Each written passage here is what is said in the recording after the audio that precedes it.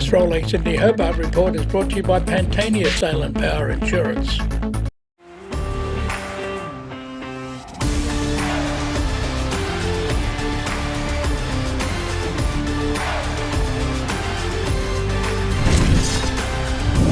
It's a couple of days out for the Hobart race for 2018, and look who we found in town today is Bouwe Bekking, and he's in from the Netherlands. And welcome to Sydney, Bouwe.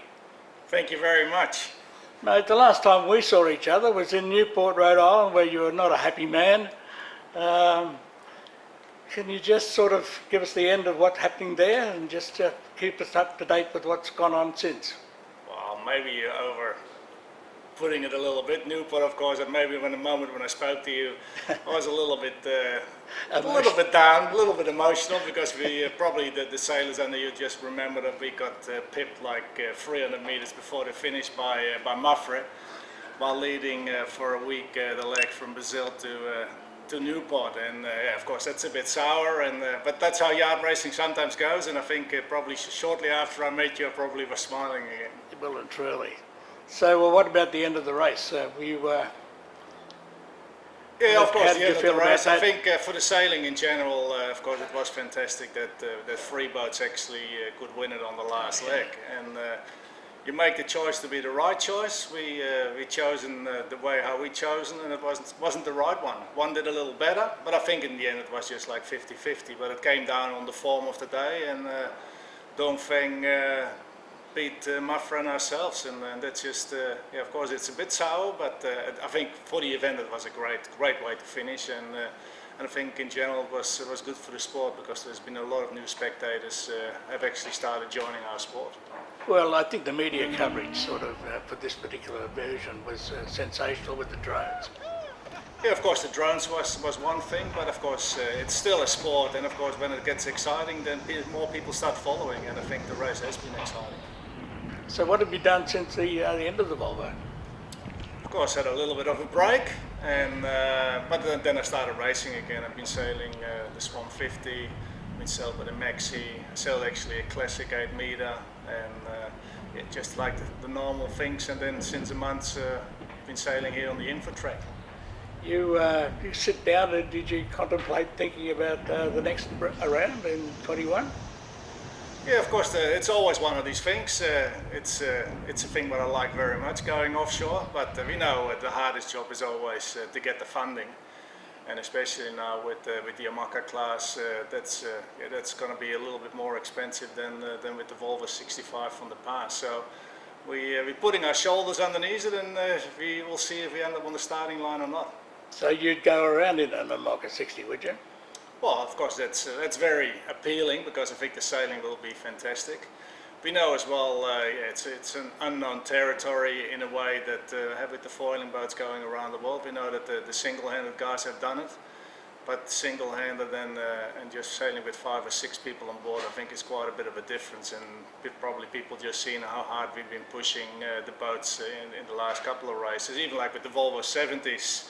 There's been a lot of breakages even after a couple of years, so that's it will be a very nice way of finding a balance, going super fast and keeping it in one piece. Well, that certainly didn't work out too well for the Route de Rome, did it, just recently? A lot of the boats there yeah, but I think if you see it in that way, these guys sailing by themselves, or the girls in the matter of fact as well, and things break, and of course especially when you're by yourself, things can go terribly wrong, and probably some people were a bit unfortunate and had some breakages and had to retire. But if you just see all in all, I think the outcome was still pretty good with the kind of weather they sailed through. Notice in the last last 24 hours that there's been an America's Cup challenge coming from your country. That's correct, and I think that's nice for the Dutch sailing. Of course, I think they still have to find a bit of funding, but yeah, at least the kickstart is there, and I think the way how it all looks like, yeah, it looks promising. Were you not interested in the America's Cup? Or would that interest you in the future? I think it's very interesting. I always said the America's Cup is a very nice way of doing it, but we will see how it will pan out in the near future. You're sort of weaving and ducking here, Bouwe. Is there any news for us on that sort of front? Or?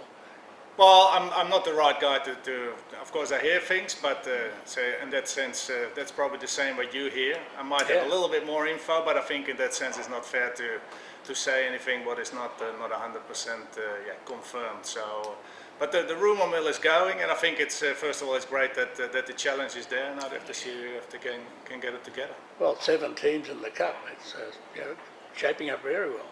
Yeah, I think Dolce was worried for a time being, but I think now he's having a bit more of a smile on his face. Well, truly. So you're in the Hobart race, of course, with Christian Beck on Infotrack. And what's your position there? What do you? Well, the normal start position I will be a tactician, and then I will be one of the watch captains once we're on the way. So we run with a free watch system, and we've got really good guys on board and girls as well. So in that sense, there's nothing to hold us back. You this is what, your third, is it? It's my third one, yeah. Your third, yeah. What did you go down with before? I did it on Morning Glory and with Amer Sports. That was during the Volvo actually. During the Volvo, yeah. During the round the world race. So what have you got planned for the next couple of years? Is there any plans as far as? Oh, there's lots of plans going on. Of course, sailing is my life, so we always have to plan year by year.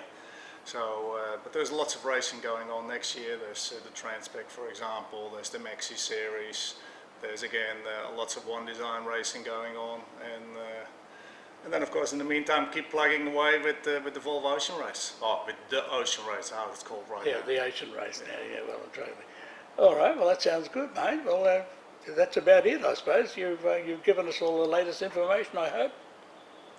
Maybe, and it looks like the weather is shaping up really well. So in that sense, I think the Hobart will be an interesting one this time. Well, yeah, 5 Maxis 100 footers, it's going to be extremely exciting. Well, it will be very exciting, and especially like it doesn't look that straightforward. So in that sense, and I think we have a very good squad. And in that sense, I think it will be open until the end. And very often it gets decided on the last little bit, but yeah, it's really like it will be interesting even to follow. I think this time as well, because there are options to take a different route than probably in the previous years. Oh, that's good.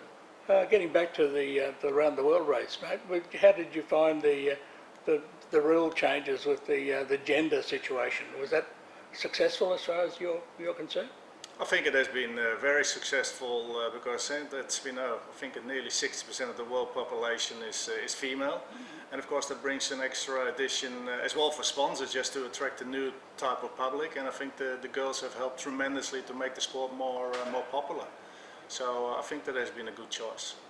Well, it's going now. It's all changing, hasn't it? The Olympics is very hot on that sort of. Yeah, but the Olympics has some other issues right now. I think we all know what world sailing is going through right now. So let's just see if they're first going to get that solved. They have a bit of pressure on, I think. Isn't there a meeting today of some sort, or yesterday? Or? I think there was a meeting yesterday. I'm actually not sure what time zone it is, so it might be actually going on as we speak. Yeah, I think so too. Oh, well, we'll see what happens there. Yes, no, they've got lots of problems there. Well, once again, good to see you here. Good to see your smiling face, mate. It's always nice to be an Aussie, eh? That's how we say. Well and truly. So, if you're having any time off while you're here, have you had some time off? Well, actually having now a couple of days off. We stopped sailing 3 days ago, so it's until Christmas Day. Actually, we're going for one more sail just to check the last little bit of. Just to go over the boat, check the last fills on some sails, and then we're ready for the Hobart. So I had a little bit of a break, but mainly we have been working hard to make it successful. Yeah, Whitty said that he saw you polishing the bow, so. Well, that's just one of these things, eh? It's we all have to work on details, and that's one of the things what I like to do as well. Excellent, excellent. Well, good luck. Have a great race, and we'll see you in Hobart. And maybe we can have a beer down there. Thank you very much, and Merry Christmas. You too, mate. This Rolex Sydney Hobart report is brought to you by Pantania Sail and Power Insurance. No matter what sort of boat you have, whether it's a large power boat, a small yacht, a regular production vessel, give us a call at Pantanius and we'll do our best to satisfy your needs.